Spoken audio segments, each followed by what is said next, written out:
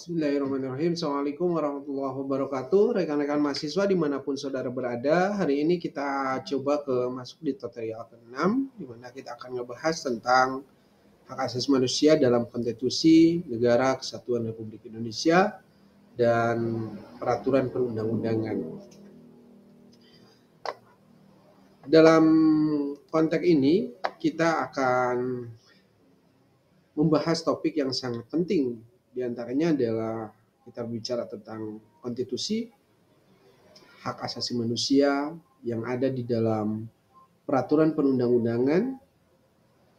Sementara untuk menjadi capaian pembelajaran, rekan-rekan mampu mengidentifikasi hak asasi manusia dalam konteks konstitusi negara Kesatuan Republik Indonesia dan peraturan perundang-undangan. Selanjutnya, saudara mahasiswa, capaian pembelajaran khusus dalam perkuliahan kali ini, saudara diharapkan dapat menjelaskan hak asasi manusia dalam konstitusi negara Republik Indonesia, serta hak asasi manusia dalam berbagai dokumen-dokumen konstitusi yang ada di Indonesia.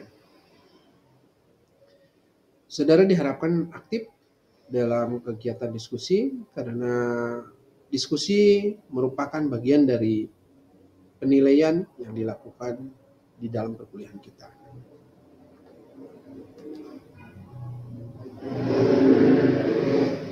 Hak asasi dalam konstitusi negara Indonesia.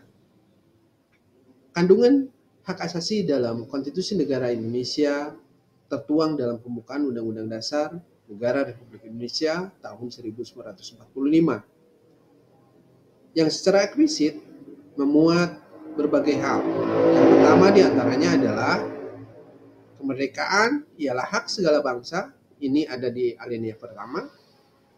Penjajahan di atas dunia harus dihapuskan karena tidak sesuai dengan pri kemanusiaan dan pri keadilan.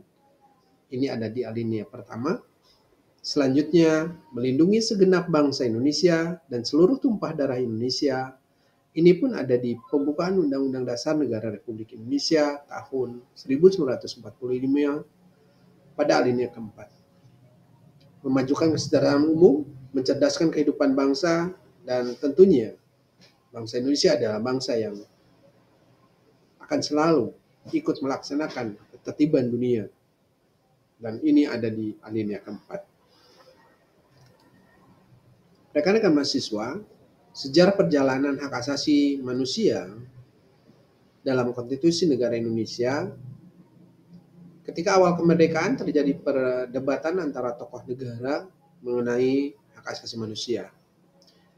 Tokoh tersebut diantaranya adalah Presiden pertama Indonesia, Insinyur Soekarno, dan banyak tokoh-tokoh yang terlibat diantaranya. Menurut pandangan kubu Insinyur Soekarno dan Supomo, hak asasi manusia itu sangat identik dengan paham ideologi. Paham ideologi yang cenderung liberalisme dan individualisme. Karena itu, gagasan hak asasi manusia untuk dicantumkan di dalam konstitusi negara itu sangatlah tidak cocok dengan sifat dan karakter bangsa Indonesia. Mr. Supomo mengkhawatirkan terjadinya konflik atau penindasan karena hak asasi manusia tidak cocok dengan bangsa Indonesia yang berasaskan kekeluargaan. Dalam konteks lain, menurut pandangan Muhammad Yamin, menghendaki adanya hak asasi manusia dimasukkan di dalam konstitusi.